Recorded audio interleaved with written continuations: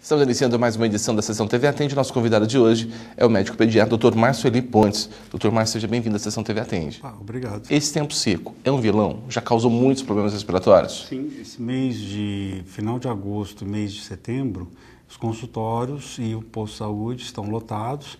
É atípico, normalmente é mais mês de maio, junho, julho, inverno, né? Isso porque a gente está num período de muito baixa umidade e um calor excessivo.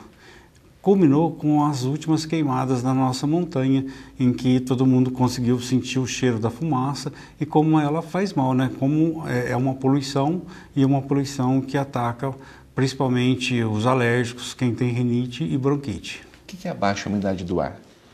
Bem, a umidade do ar, para a gente ter uma noção bem simples, é a quantidade de água na forma de vapor que está no ar. Tá? Então, se no ar que a gente respira, é o ideal que seja acima de 60%. Então, em cada 10 partículas, 60%, 6 seriam de água, vapor de água.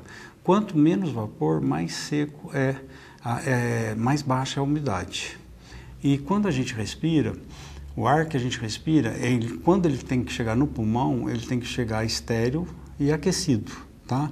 Então, quanto menos umidade, mais dificuldade esse ar chega na temperatura ideal para o pulmão, para fazer a troca gasosa.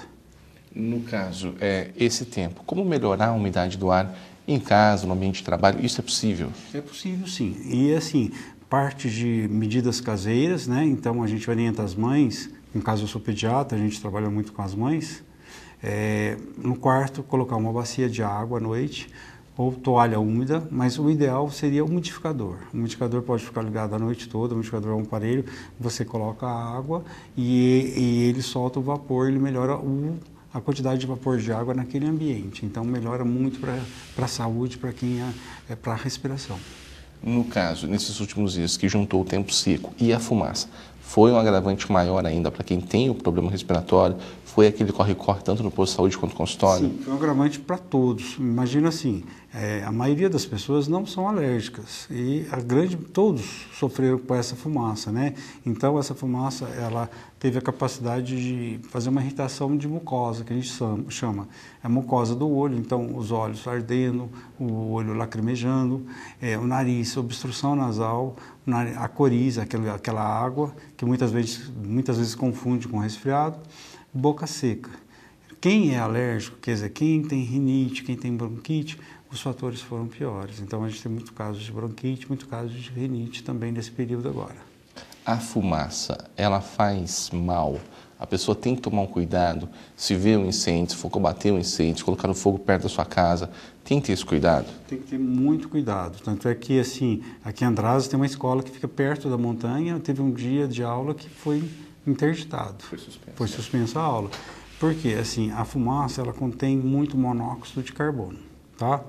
Então, quando a gente respira, nós respiramos basicamente oxigênio. Esse oxigênio, na hora que chega no pulmão, ele vai passar para o sangue, vai se associar na célula do sangue através da hemoglobina. O monóxido de carbono é o gás mais venenoso que tem na fumaça. Então, quando você respira muito a fumaça, você traz esse monóxido de carbono e a célula do sangue prefere o monóxido de carbono. Então, ela associa no lugar do oxigênio. Se você tiver mais de 50% de associação, a pessoa entra em sufocamento e morre.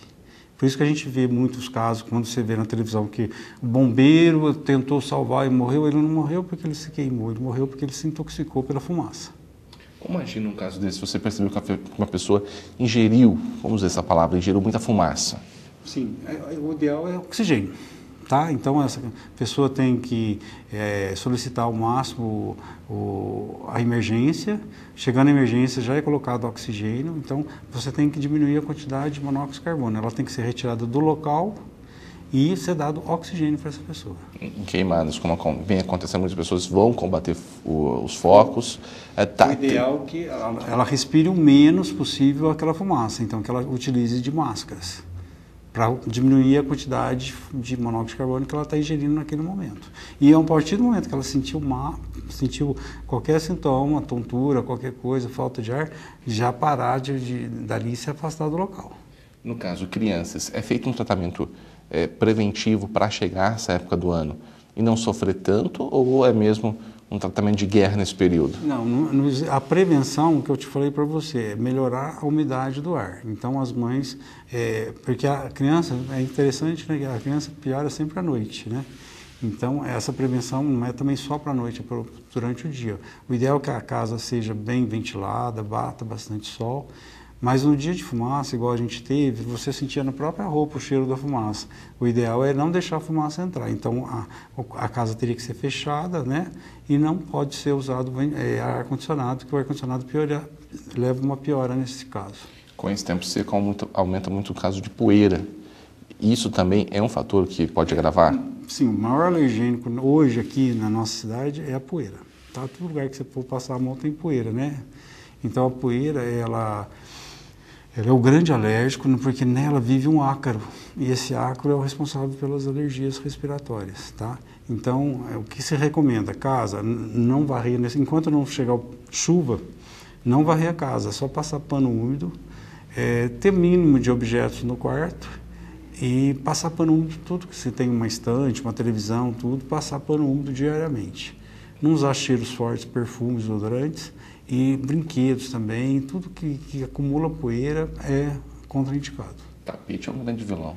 Tapete também é um grande vilão. A gente pede para não ter tapete nem cortina. Hoje existem algumas cortinas antialérgicas, mas um tecido que não acumula pó, mas que não é alergênico, mas você tem que passar pano úmido todo dia. Tá certo, doutor Márcio, agradeço a sua participação.